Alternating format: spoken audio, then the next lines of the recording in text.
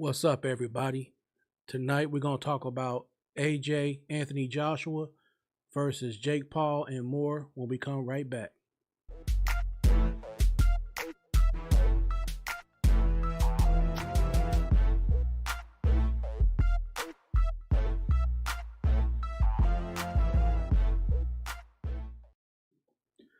Welcome to another episode of Ringwalk Boxing Podcast. I am Bean, and wherever you are in this world, I hope you're having a good time.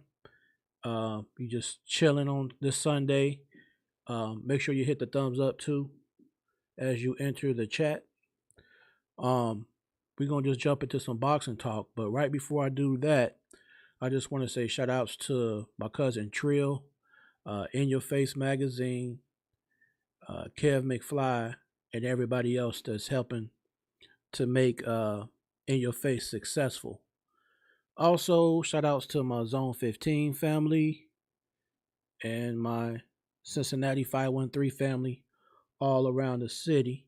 Who they, Roger Downs, what's going on, my man? I appreciate you following through, man. Yes, sir. We got that win today. Shout outs to the Cincinnati Bengals having a rough year, a rough season, but we got a dub today, so we'll take it for what it's worth. So yeah, like I said, y'all, please do that for me. All right, so we got a few things to cover, and it was a crazy weekend for boxing, y'all. I usually correspond with my people's Cam J, and we texting back and forth, or we're in a group message on FB together, and we just corresponding through different ways. And he's letting me know like this card is going on here, this card is going on over here. So I couldn't even get around because there was so much action this weekend. You had the Pro Box TV had something going on.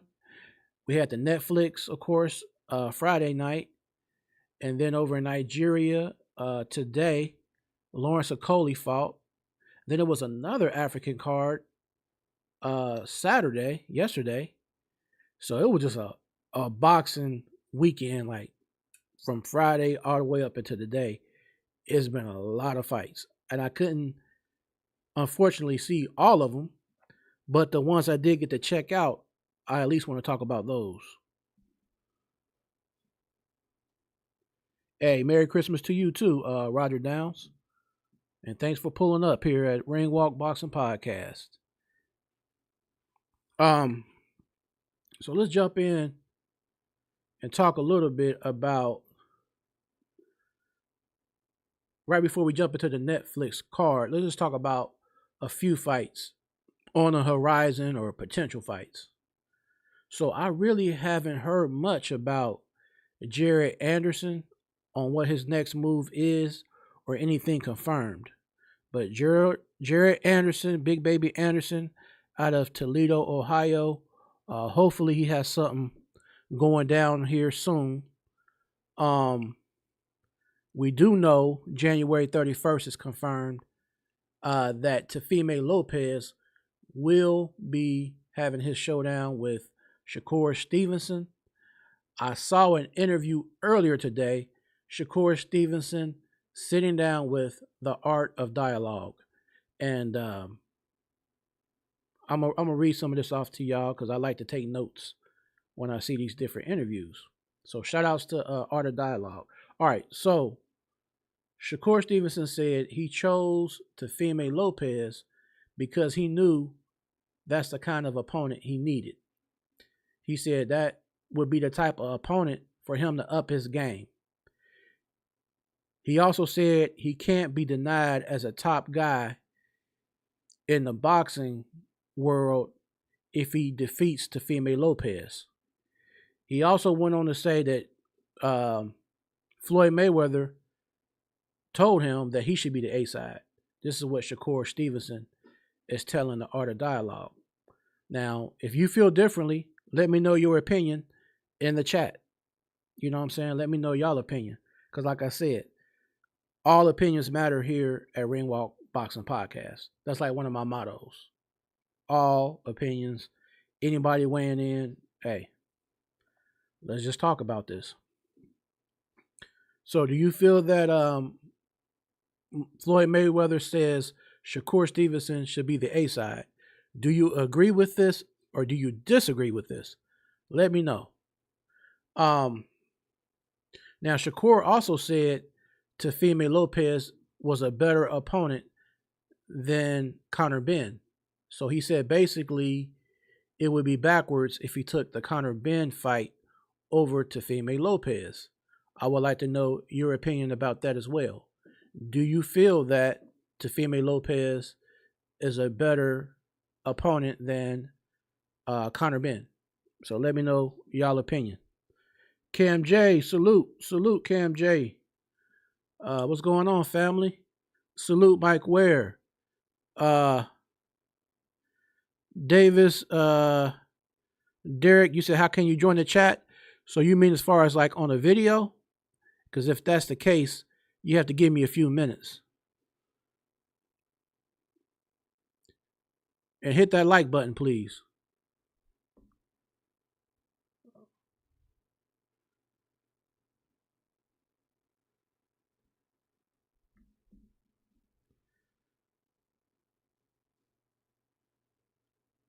Um, Another thing that Shakur said on that interview, he said that these guys don't want to fight him. They don't want to come in the ring with him because of how good he really is. Do you agree that Shakur Stevenson is that guy and that he is that good to where people are avoiding him? Because that's the way he put it out there on this interview with Art of Dialogue. So, it's all subjective. So let me know what y'all think. Mike, where you said T.O. is better than Conor Benn. Okay, man. Okay, that's what's up.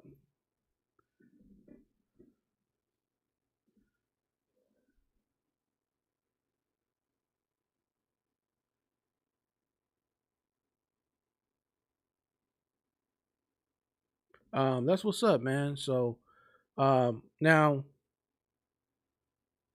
we're gonna jump into to another subject, y'all.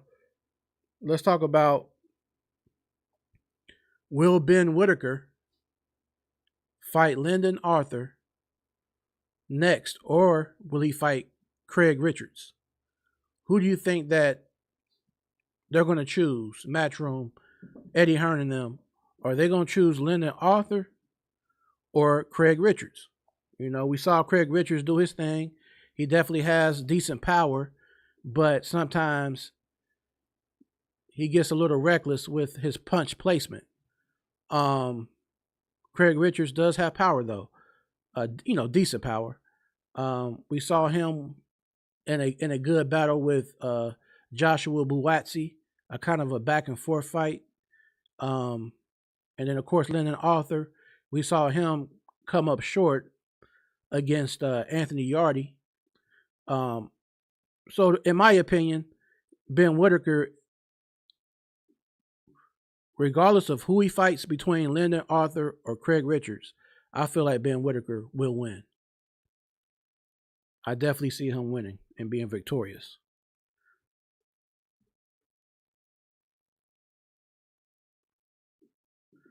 Let me see. All right, Mike, where you said, I don't think he is that good, but Pitbull and Martin both turned down fights when they were mandated to fight Shakur. Oh, I agree. Roger Downs, Champion Pryor is a good dude.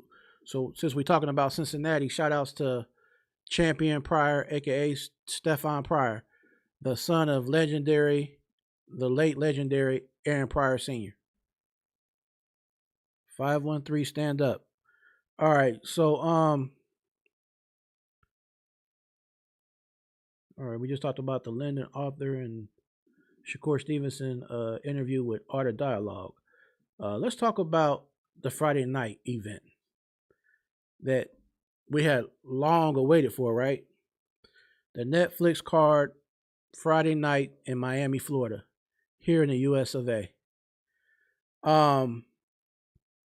Now, I mean, we're going to talk about a little bit of this all around. I mean, like the skepticism prior to the fight, even during the fight, some people's opinion about is it rigged? Is Anthony Joshua holding back? Why did it take him 6 rounds? This, yada, yada, yada. All right. I'll just say this. And like I said, everybody got their own opinion. Don't have to necessarily agree, and that's cool. But let's look at the facts of the matter. Jake Paul, from my understanding, wanted the one of the biggest size rings. So if that is true, what I'm hearing, then evidently he wanted a bigger ring to be able to maneuver, and he had every intentions on running as we saw him running for his life Friday night. Now, was his goal to keep running to make the bigger, muscular AJ get tired and think that, hey, once he gets tired, I could do him like Ali did George Foreman or something? Is that what was going through the delusional mind of Jake Paul? I want to know y'all opinion. You know, what do you think was in the mind of him to want a bigger ring?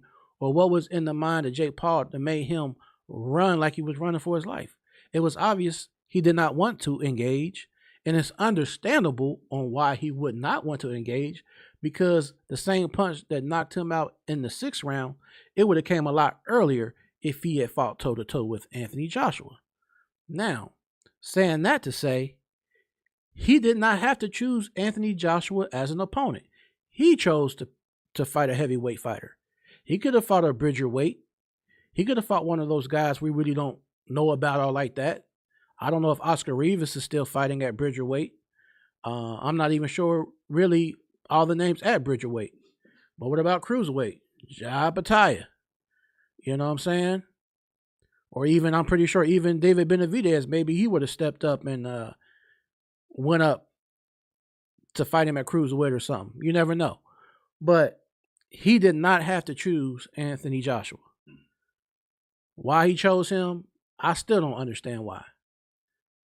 Because he knew it was inevitable at some point he's going to get caught with that punch. And all it's going to take is that one flush punch, and it's good night. And that's what happened in round 6. When he went up against the rope, AJ threw a left to make him take his guard and try to block his body, and came with that right. And good night. Just that easy. There you are. Okay. Yep. You said this is your first time in the chat, so I appreciate you, Shane. Thanks for coming through. Definitely a man of your word, my man. Thank you very much. Roger Downs, you said AJ was rusty, didn't fight in 18 months. Shane, you said Merry Christmas, everyone. Enjoy this season. Personally, Friday was a joke. That idiot had no biz in the ring. I hate that kid. Roger Down, you said Jake Paul stay at cruiserweight. Mike Ware, you said I think he took this fight as a part of something bigger with Netflix. This fight was a joke. Hey, I'm not disagreeing with you. It definitely was a joke, man. And it goes to show Jake Paul, or anybody like a Jake Paul, that when a person is a professional fighter who's fought heavy hitters like Klitschko, Daniel Dubois, or fought elite level opponents like Usyk and Andrew Ruiz and different people like that, you don't stand a chance against them. So why would he want to put himself in that type of position? Like, come on, man. I mean, you got to think.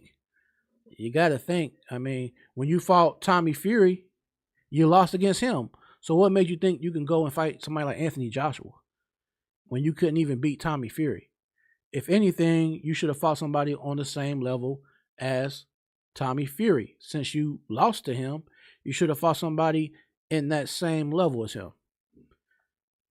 So it didn't even make sense for him to jump that far ahead to think that he could fight AJ or even Deontay Wilder. Deontay Wilder would have slept him. And Deontay Wilder is lighter on his feet. He's a smaller dude.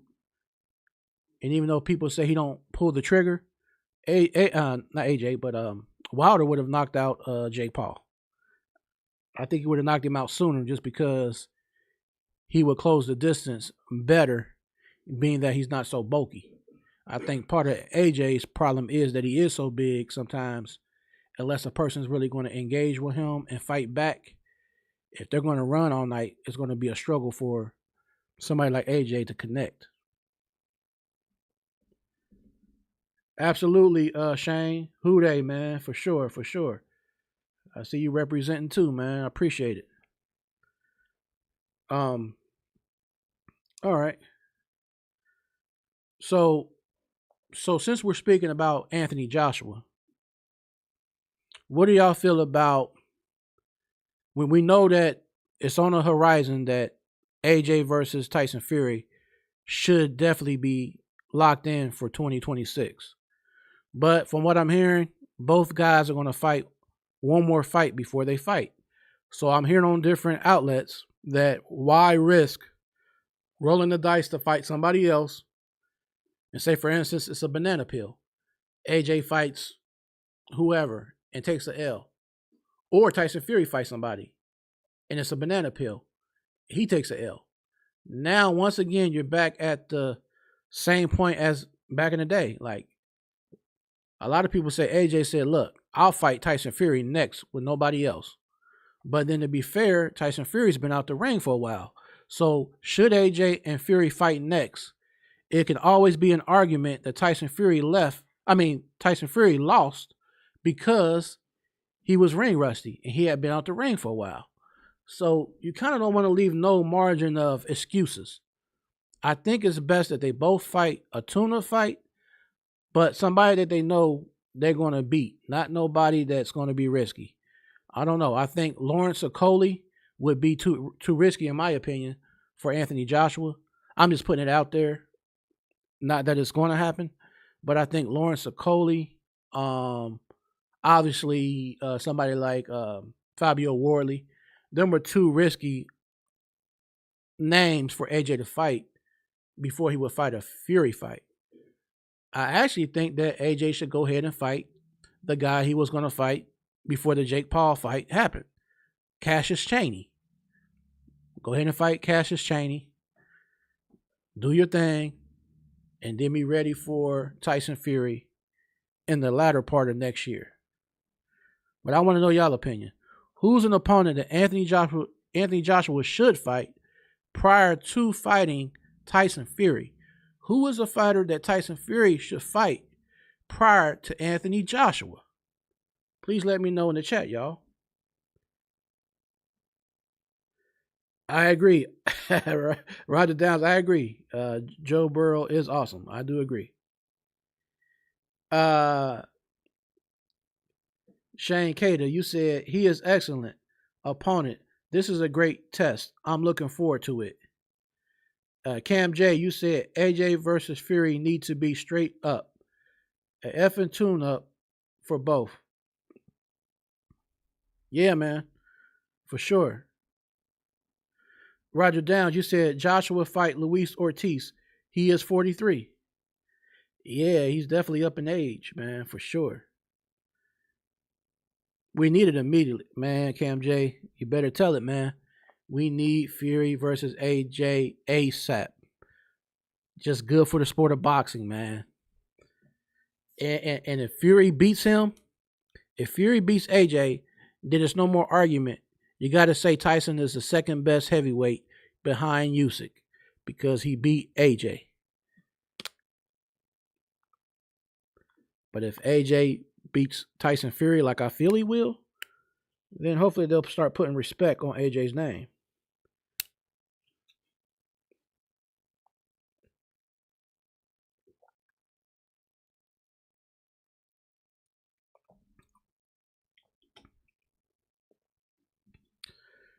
Shane, you said, I'm not sure yet. I think this fight puts him on the A side for a win. And Lopez is a far better opponent. Yeah. Oh, okay, family. Cam J, I got to ask you this, man, because you always be the most detailed and deep research, right? So I was looking at that Shakur Stevenson interview. Do you feel like Floyd Mayweather said, should Shakur be the A side against Teofimo Lopez? Do you believe that, or do you disagree with that?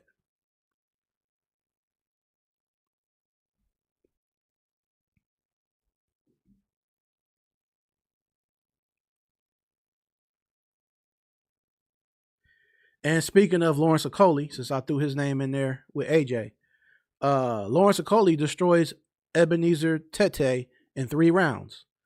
I saw that coming. I didn't know exactly what round, but I knew Tete looked like he wasn't in shape.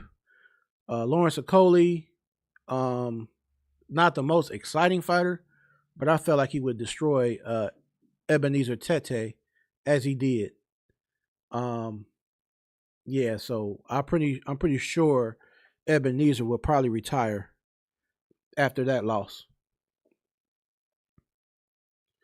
Yeah, Roger. I definitely agree, Roger Downs. Fury is a former great champ, but do you think he'll be Anthony Joshua? Do you think he'll win? And if he does, um, let me know what you think and why. If you think that Fury beats AJ or AJ beats Fury, let me know what you think on why. Because even though I think Fury was good, I do feel like there were certain questionable. Uh, I mean, I got to take it way back, like the John McDermott fight, the first fight, Tyson Fury should have lost. It was questionable the first Wilder fight. He got a long count in many people's eyes, so that could have been 2 losses right there. And then of course Usyk beat him twice. So really, Fury could be at 4 losses right now, but he's only at 2. So I guess it's all in a perception of what we think, right? Cam J, you said Floyd said Shakur should be the A side. Yeah, that's what he said. I'm gonna send you the when we get done with the show. I'm gonna send you that link. I'm gonna send you the interview. But yeah, Floyd Mayweather said that. He told Shakur that. Now, either Floyd told Shakur this or Shakur's capping. It's one of the two. So either Floyd actually told this man this or he just saying what he's saying just to be saying it.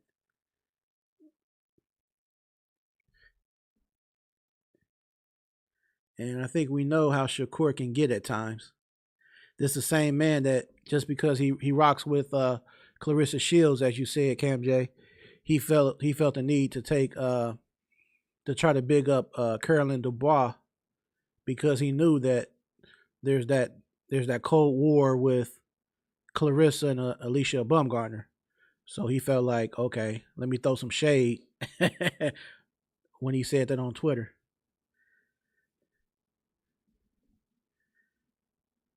Yep, Shakur said that.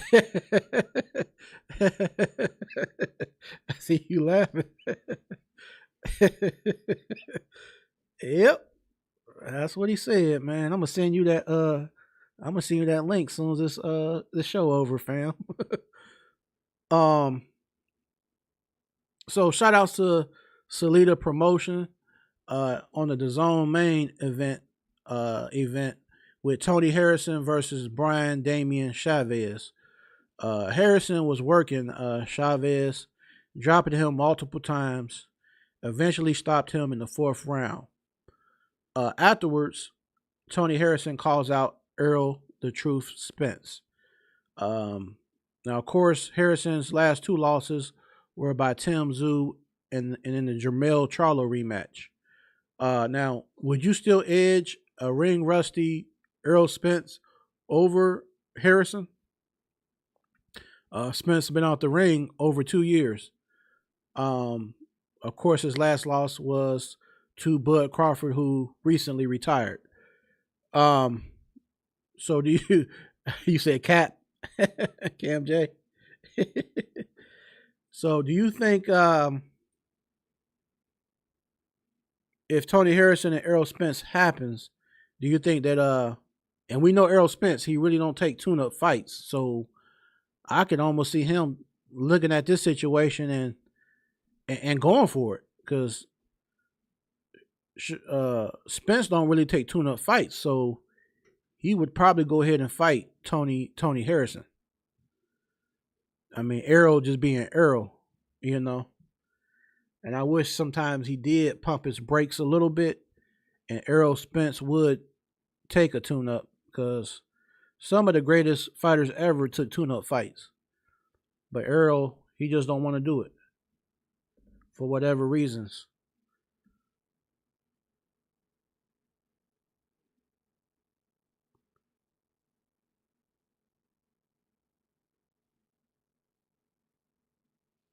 And there's a couple of clips of there out there of AJ calling out Tyson Fury. So he's calling him out once again.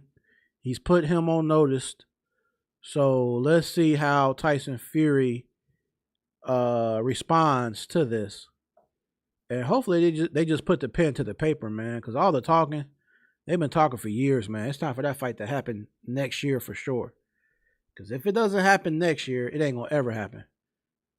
So AJ versus Fury is a fight that must happen in 2026.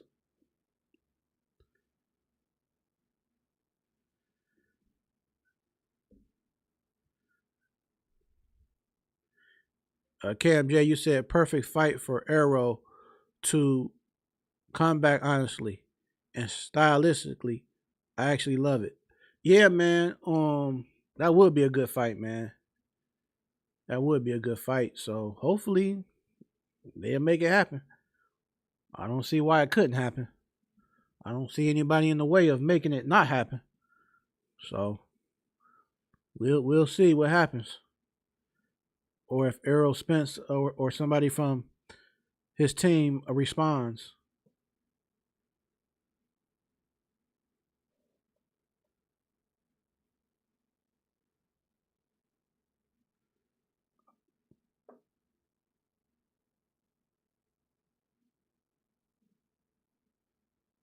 All right, so let's talk a little bit more about that Friday night card. Harvey versus Cervantes, 6-round fight. Harvey definitely was taking the initiative, being the one to initiate the attack. Cervantes was looking to counterpunch too much, in my opinion, and Cervantes should have pressed the action a bit more. Jamal Harvey won by unanimous decision, as he should, because he was a busier fighter, and like I said, he was pressing the action. So, shout outs to Jamal Harvey on his win on that Netflix card from Friday night. Now, as far as the women on that card, Alicia Baumgardner versus Leila Bowden. It was for Alicia's WBO, WBA, and IBF super featherweight world titles. Now this was a 12-round fight, a 3-minute each round. Normally women fight 2-minute rounds, and this was 12 rounds versus 10 rounds or 8 rounds. All right. So at the very end of round 7, Alicia Baumgardner drops Leila with a powerful right hook. That was a highlight of the fight. It was a dominating performance by Alicia Baumgardner. Many gave her opponent 1 round. I know Cam J did because we were live with me and cousin KG Kendall, and Cam J gave Leila 1 round. I think some of the people on the scorecards gave her 2 rounds, but pretty much round 1 is all that she won. And from round 2 to round 12, she was dominated by Alicia Baumgardner. Easy work for Alicia Baumgardner.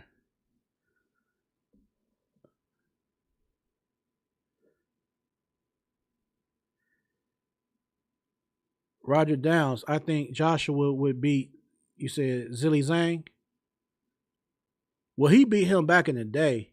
AJ did beat Zilly Zhang think that was like in a either in the amateurs or Olympics that AJ beat him back in the day.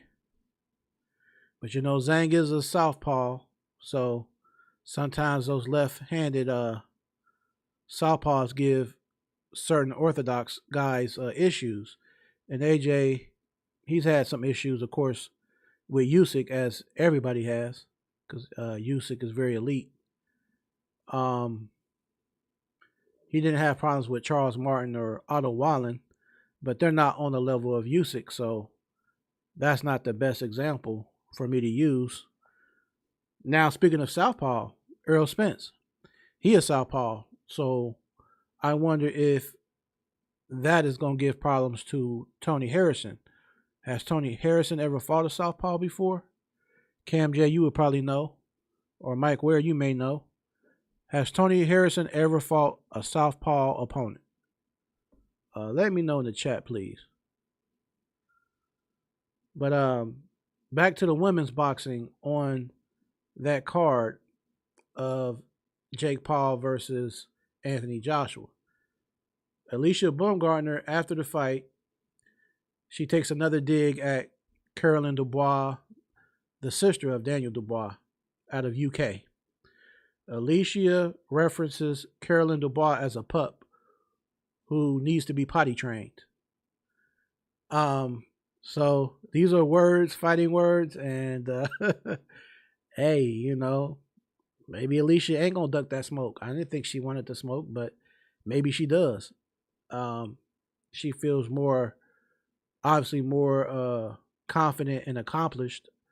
But I say a handful of fights for each lady, maybe 2 or 3 fights for Alicia, maybe like 2 fights for Caroline, 2 fights for Alicia, and then by late 26 or early 2027, I like to see these 2 ladies fight at 135 pounds. It's only 5 pounds that Alicia needs to gain, and Alicia has called out, or I don't know if it was just for clout, but she had brought up Clarissa Shields in the past, saying that they could fight at a catch weight. So if she's willing to fight a much bigger Clarissa, there's no way she cannot fight Caroline Dubois and go at 5 more pounds. So they need to lock that one in. They need to fight that. Lock that one in. Caroline Dubois. Now, her fight, Caroline Dubois versus Camila Pineda. This was Caroline Dubois' first debut over here in America, down in Miami, Florida. So she makes her first debut from UK over to American soil on the undercard of AJ versus Jake Paul. Another good performance by Caroline Dubois in the 135-pound women's division.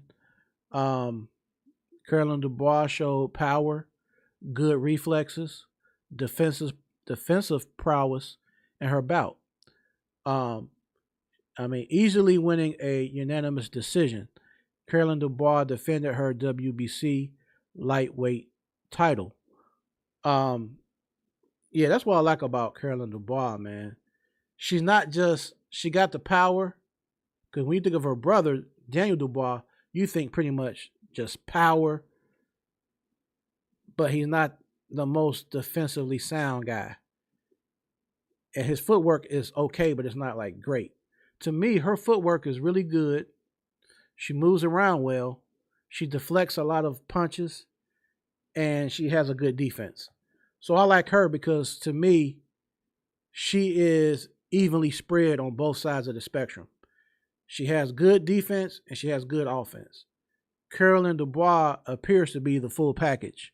So I think she's going to go on to do a lot of good things in women's boxing. And now being newly signed to Jake Paul's promotions, which is MVP Promotions. I'm looking forward to see what Caroline Dubois, what she got next. You know what I'm saying? Like, who will she fight next? But she going to do her thing. She going to do her thing for sure. So big shout outs to Carolyn Dubois. And of course, shout outs to Alicia Baumgartner from Fremont, Ohio. Cam J, you said, yeah, Tony Harrison fought multiple Southpaws. Oh, okay. Well, shoot, man, that's the fight that needs to happen then. Harrison versus Spence. Let's get it on. Let's get it on. Now on that MVP card from Friday, we also had the two former UFC fighters in the boxing ring. 50-year-old Anderson Silva versus Tyrone Woodley. This was a short, straight to the point TKO stoppage victory. Slick Anderson Silva, even at age 50, he slips in an uppercut that Woodley never seen it coming. That had him dazed, standing on his feet. Now at that point, pretty much Tyrone Woodley was out of it, and it was seconds later where he eventually fell.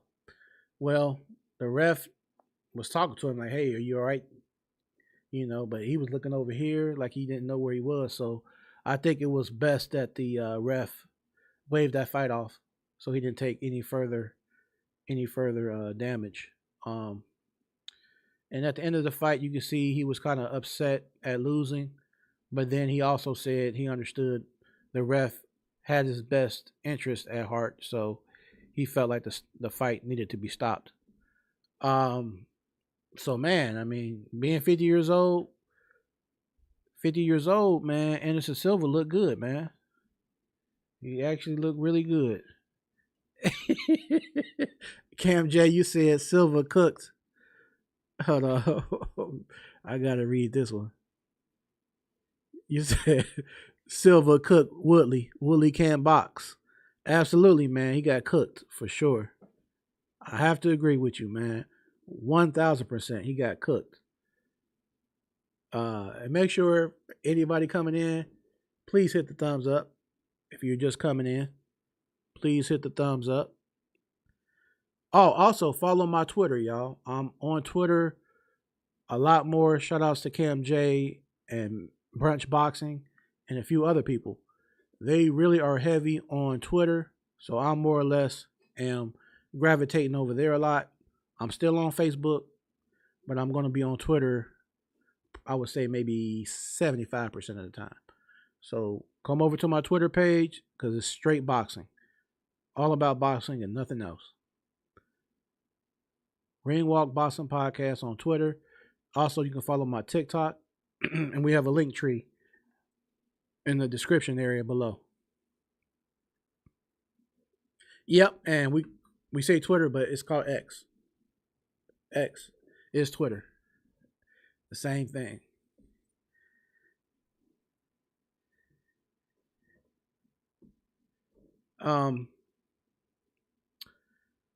So yeah, man. I know like the Ajit Cabio fight with Damian Kimba. That's gonna be coming up soon. I personally feel like Ajit Cabio is going to stop Damian in the same fashion that he stopped Zhilei Zhang, in the same fashion he stopped Magmadov. Ajit is a very avid body puncher. He goes to the body very well, and I think once he delivers those body shots, Damian Kimba will be subdued.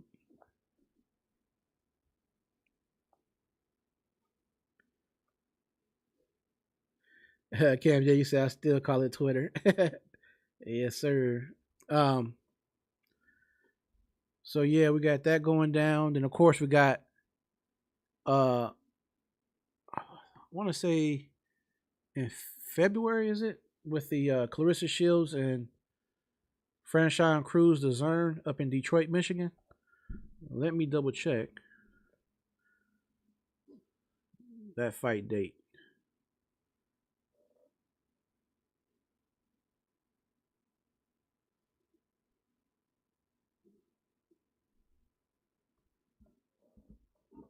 Yeah, February 22nd, Franchon Cruz DAZN versus Clarissa Shields. At the Little Caesars Arena in Detroit, Michigan, on the zone.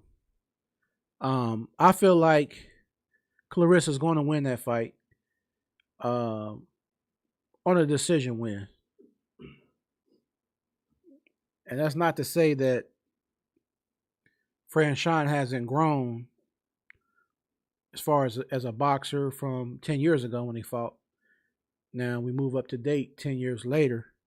I just feel like Clarissa Shields has an overall better skill and her movement to where even though Franchon can punch, Clarissa's going to evade a lot of her power shots. So I would have to go with Clarissa to win on a decision, whether it be a split decision or a unanimous. I got Clarissa winning.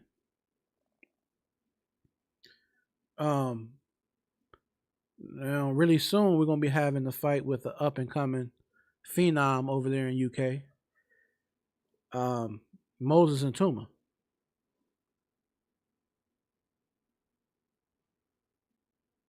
versus Jermaine Franklin.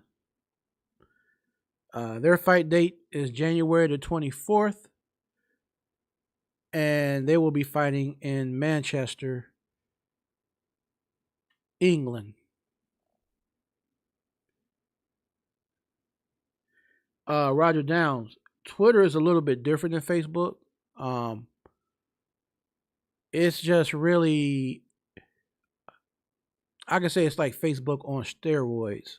It's just more like it's always some type of action going and people tweeting and retweeting stuff and everything is right in your face a lot faster.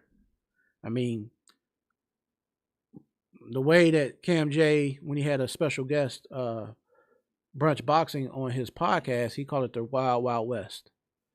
You just see a lot of boxing stuff like all the time. You just be seeing, and then you see a lot of the stuff like Clarissa Shields or Shadeja Green. You'll see them going back and forth.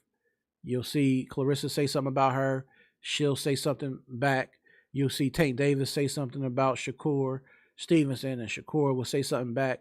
Or Frank Martin says this about this person. So you see a lot of the interactions of boxers going back and forth with their potential adversaries. So they kind of build their fight using Twitter as a platform as well. So it's not a bad app at all. It takes a little getting used to, but it's a cool app.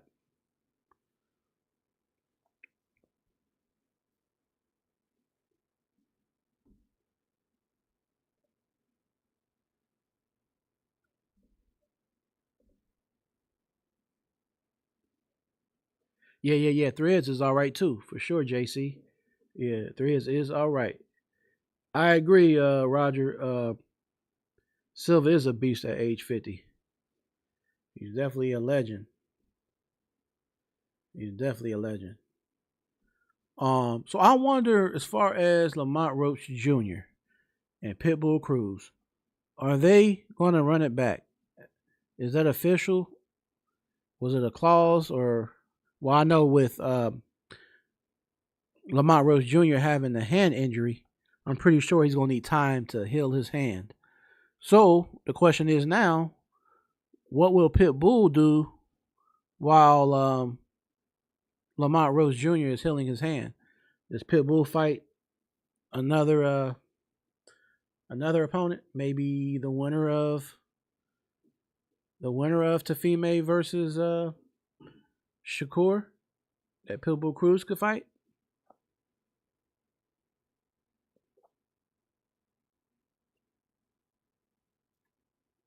Or Pitbull Cruz versus Frank Martin?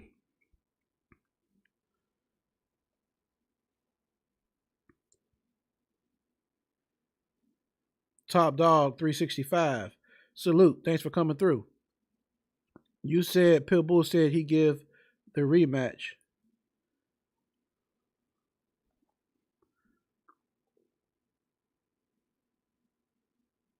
Probably won't happen.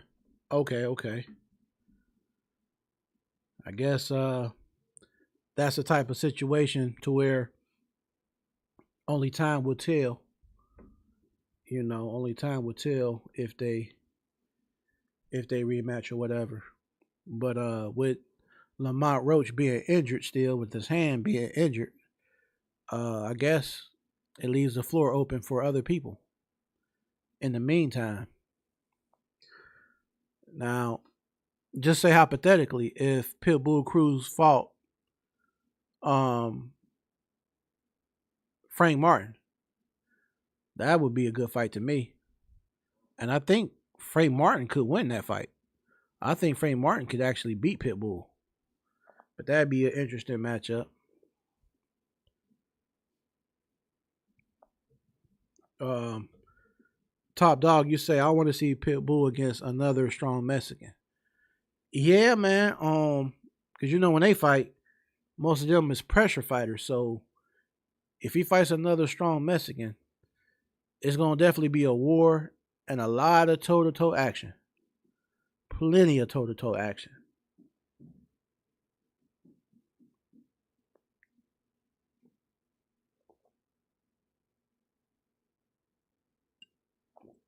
I know you just jumped in the chat, top dog. So in case you missed it, um, I was talking about Tony Harrison calling out Errol Spence. You know what I'm saying? That to me would be a good fight. And Errol Spence don't take tune-ups, so I can see him agreeing to fight Tony Harrison.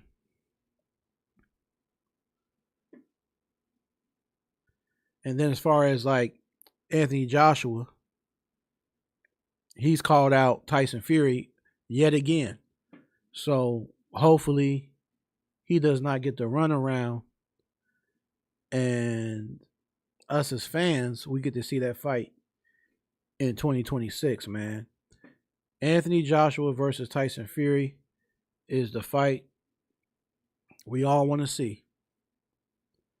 And I am taking Anthony Joshua to stop Tyson Fury. He might even stop him with a body shot. Because I really never see anybody be keen on the body of Tyson Fury. They always are headhunters and they're trying to land a punch on the chin or something like that, but they never really zone in on his body. The guy's like 6'9" with a long torso, so they have plenty of playground right there to land on.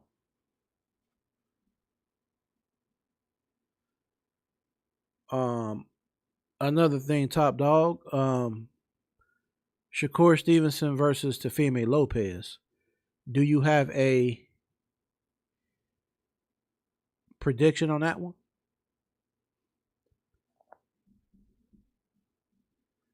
I agree, JC. Fury will fall like a tree. Like that old cliche. The bigger they are, the harder they fall. Top dog, you said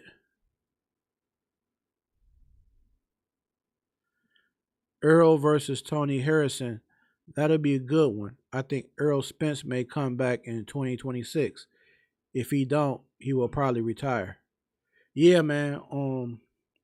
He definitely needs to come in because two years out of the ring, man, that's a long time to not be active in the ring. And it depends on the actual fighter themselves, but the type of lifestyle he has. Does he have a clean eating lifestyle when he's not fighting? Does he still eat healthy like he does when he's in camp? Um, or does he just eat whatever he wants? Does he consume alcohol? A lot of the different stuff like that. It's like it's a lot of things that could be. It's a lot of things that could be distractions for him. Um, if he's not fully focused, and he does come back in 2026. So that's the thing I would be worried about or concerned about on the side of Errol Spence.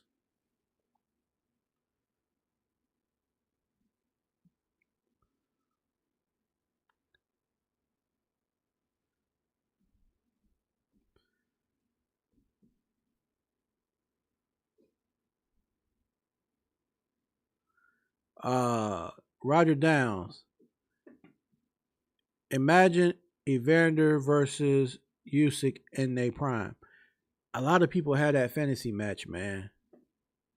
Uh a lot of people do.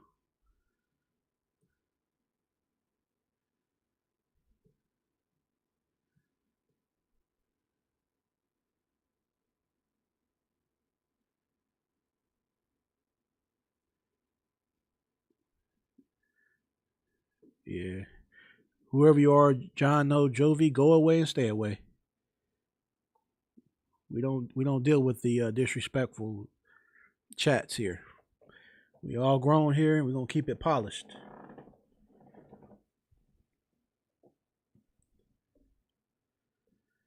Top dog, plus his age, he's 35. Many fights. Let me make sure I read that right. You said plus he's age 35. I don't know how many fights he got left if he returns. Absolutely. Absolutely. Um it's definitely a thing to where that can matter, that could definitely be a factor, man, for Errol Spence. It could definitely be a factor. Let me ask you this, top dog. What do you feel about Frank Martin? With his last fight, his victory over Rancis Bartholomew, and just him in general. What do you feel about Frank Martin? I definitely see potential there, just like I see potential in Boots Ennis. These are two guys that need to have a defining fight to kind of put them at that level. And I feel like for Boots Ennis, his defining fight is Virgil Ortiz. But I see a lot of pushback to where it's like Virgil Ortiz and them are making up little excuses. It seems like to try to I don't know if I want to use the word like fully ducking him, but maybe trying to just do things like a Tyson Fury would do to postpone it. Kind of like how Tyson Fury did with Usyk. He did everything he could to delay the fight and push it back. And then eventually he fought the man and lost. So it's like you do all these extra things to push a fight back for maybe it should have happened, say, within 6 to 8 months. Now you push this fight back for 1 year, for a year and a half, and you still lose. So what did it benefit you, Tyson Fury, to hold back Usyk from making the fight happen, and then you step in there and lose anyway? It just don't make sense to me. So your strategy didn't work. If that's if you thought that was going to give you some type of edge or whatever or a mind game, you lost. And if you fight AJ next year, I feel like you're gonna lose again.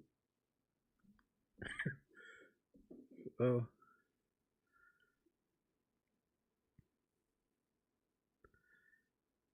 yeah.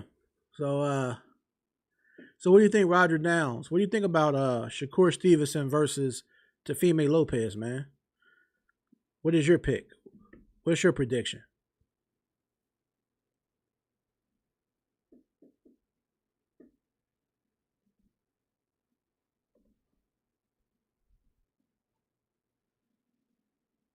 Oh, good question. I didn't talk about that today.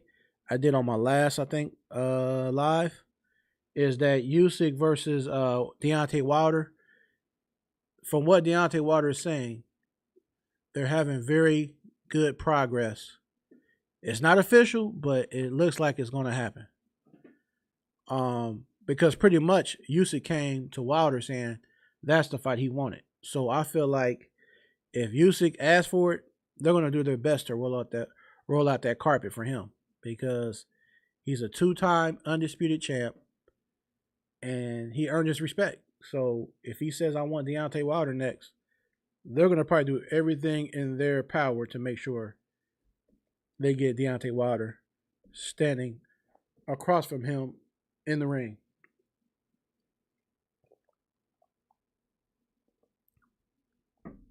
All right.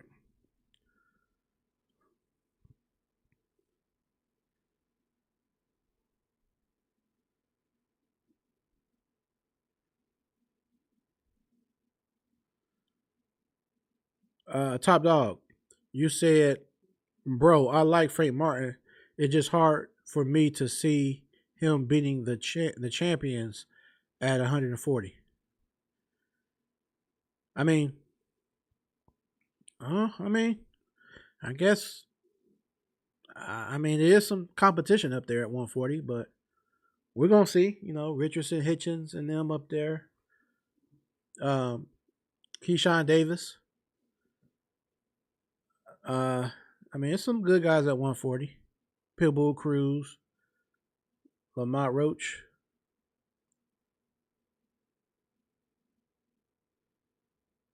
I think they're at 140. Lamont Roach and Pitbull Cruz. These guys move around and weight so much. Sometimes I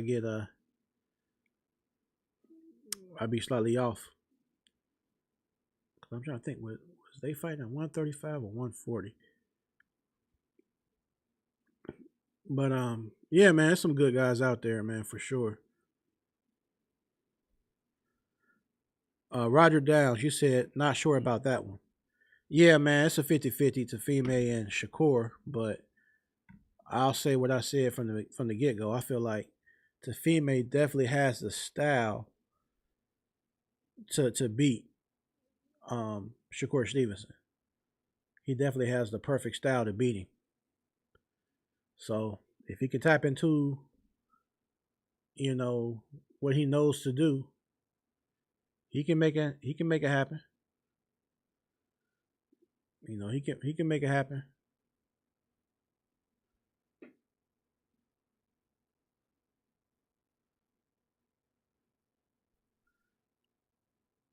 Um so yeah, man, we got, you know, 140,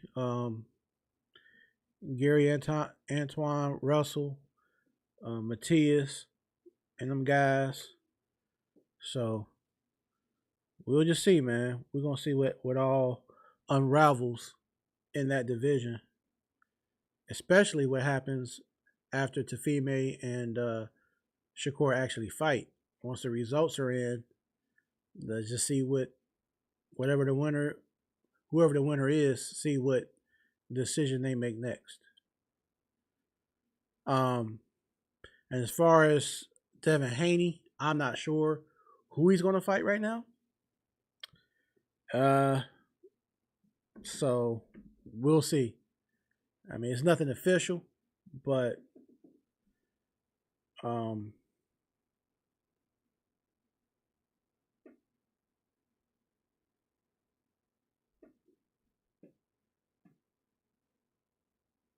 I mean, maybe Rolly Romero, but I really want to see the rematch with Ryan Garcia, but that won't be next because Ryan Garcia fights Mario Barrios. I feel like Ryan Garcia will beat Mario Barrios. So being that probably plays out that way, then he can get the strap from Mario Barrios, and then hopefully Ryan Garcia. I mean, he'll win, and then hopefully he'll fight the rematch with Devin Haney. That's the fight everybody want to see. But I'm cool with. Meanwhile, if he fights somebody like Rolly Romero, if Rolly will do it, you know what I'm saying? I don't know that Rolly is really interested in Devin Haney, but hey, if the money's right, if the price is right, it could happen. We'll just be optimistic on that part, on that aspect. We'll see.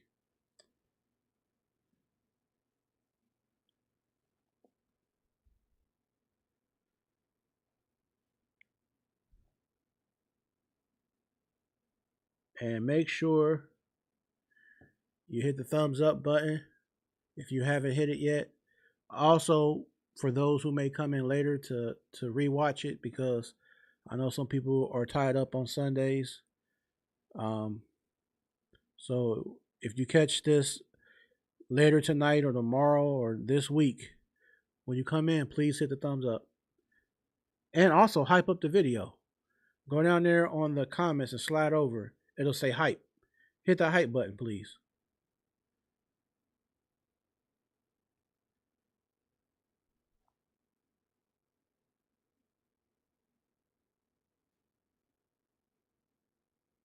And also,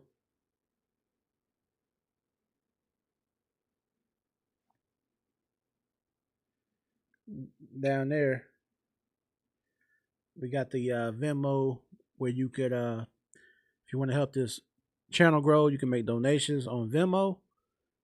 Any donation is helpful. Also, we have the merch online. The link is down there in the description area, the link tree for the online clothing, the hats, the t-shirts, and the hoodies.